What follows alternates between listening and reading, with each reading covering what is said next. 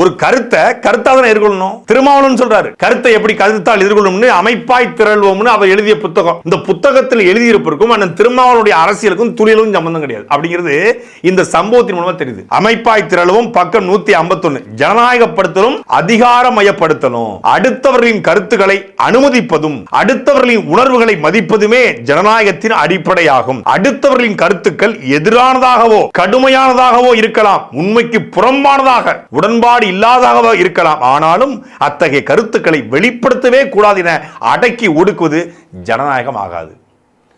அடுத்தவருடைய கருத்துக்கள் எதிராக இருக்கலாமா, அதுல உடன்பாடு இல்லாம இருக்கலாமா, அது பொய்யா கூட இருக்கலாமா, ஆனா வெளிப்படுத்தவே கூடாதுன்னு சொல்லக்கூடாது.